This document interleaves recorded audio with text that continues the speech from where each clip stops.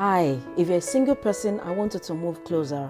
The video that you're about to watch is going to be a blessing to you, and I want you to watch it with your heart open. It talks about being vulnerable and giving too much vulnerability in the hope that you bond with whoever that you want to bond with.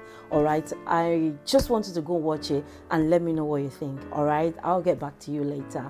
See you later. Cheers. Bye. One of the biggest mistakes that I've found that young people make where relationships concerned is that you give too much vulnerability too quickly. And sometimes it's in a quest for both of you to bond. And you do that in the sake of let's bond. And vulnerability can take you to a place where you feel so close that it now looks as though you are in love. But what is going on there is the connection of vulnerability. Look, if you come to me and share with me your pain and what is going on with your life, just because of that pain, you have invited me into a journey in your life. I'll be checking on you, I'll be speaking to you, and I can do that for the next 3 months, but doesn't mean I'm in love with you. And so what people were in love with is the pain of your story, not necessarily that they were in love with you one-on-one. And so the moment you start to share vulnerability, what happens is that that person is in love with your pain and they can't see you in pain. So the fact that they are calling you, checking up on you, WhatsApping you, being there for you, you're in the hospital, they show up, and then you're thinking, oh, wow, he's been there for me.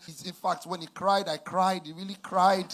You know, he was praying for me. Look, sometimes it's genuinely as a human being just caring for you. But you have interpreted that to be love. And what is going on there is the fact that what you call love is what any human being that has a good heart would do for anybody. So don't be too quick to use vulnerability as a bait of interest for one another, because the premise of your relationship might be vulnerability. The moment that situation is over in your life, bam, the door is closed. Then you're wondering, doesn't love me anymore. He has finished his job. Until his job is done and victory has been won. Many times, please, I'm a guy and I'm say this, it is men that throw the bait of vulnerability first, but they don't throw it deep. The moment they throw it small for you, women catch it and draw it down. So it's like, oh, you know, when I was growing up, my dad, and then the girl now says, my dad, my father, my mother, my sister, my in-law, my brother, and then you open up your heart. And then the moment you open up your heart, you allow him in, and it's almost as though he can't go away anymore. As a woman, let me speak for the women. When a man is genuine, you would know. The problem is, listen very close to what he's saying and what he's not saying. And listen very closely to the questions he's asking you. And when you hear certain comments, don't leave it to yourself and say, maybe later. Once you are not clear about something or something that is a red light for you, ask questions.